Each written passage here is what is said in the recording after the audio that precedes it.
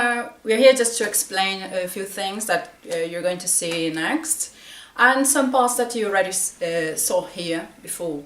So the first thing we need to understand when we're dealing with a very dangerous situation is to analyze some fragile points on the skeleton or the bones that you can use in our favor. So there are some proportions here that I would like you to see. They are very efficient points to impact, to fracture, and you can even use your cell phone, or in case of street surprise dangerous situation, the impact on the clavicular area is a really interesting point because the fracture is clear. You don't need too much strength to do it, especially women that, well, you know, we have less muscle, less strength, so we can apply with a simple phone here on the face as well. When we are coming from behind, we need to try to block the scapular area because it allows us to move on that angle. So once you block that part, and you can, if you are taller, you can actually try to grab or impact on the clavicular area and block the scapular area. Another area that we used before was the hearing area, the temporal area. You impact and then you go for eyes. So you see here you have this is empty, this is all our area of vision. It's like tissue, that the bone area is empty. So we can pressure eyes and it will cause lots of pain, of course, but that's what we want to do to control the situation. And we'll see now how to imbalance and how to bring the cervical and control the head to bring it back and down, or to precisely go off a situation, just push forward. So let's go check when we are dealing with a dangerous situation. Imagine that someone is really attacking a third person and you want to try to control. So imagine that it could be like I don't know, gender violence against women, or just a common situation in party or something on the streets. So the first thing we need to be careful is how we're going to approach the situation. So the thing here is that the person that is going to attack is going to be moving a lot, of course.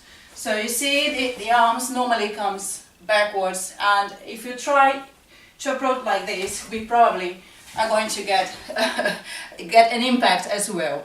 So for us to go, we need to protect ourselves. So in my case, I am smaller than him. He's taller than me, of course. So my arms will be positioned in a way that if he comes, I can no impact reached my head. So the second thing is that once I'm here, imagine that I'm already close. I'm here. I'm going to grab the eyes, the exactly point that we talked before, and pressure it literally, so it will hurt.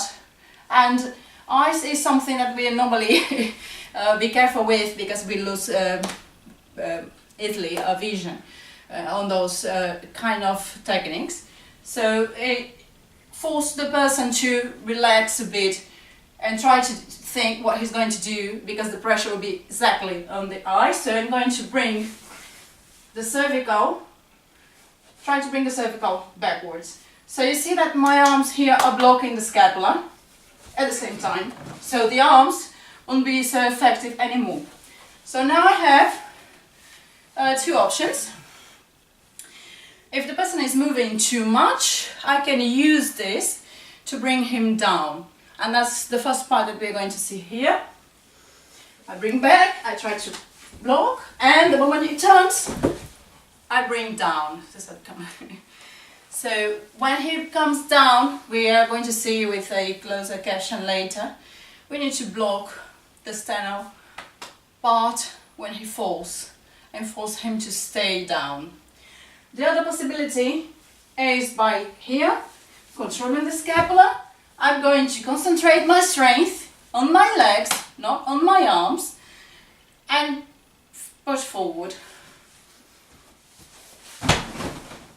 Here, I can kick, punch, but I need to run away because I release the person. It's different from the other possibility. So let's check the ground one. So here, the first option, my fingers are still on the eyes, but my elbow are blocking the sternal area of his body, so he won't be able to use the arm. Of course, now I need to release him. In that case, if I want, I'm going to punch. I'm going to do whatever I want to be sure that he will stay down. Okay?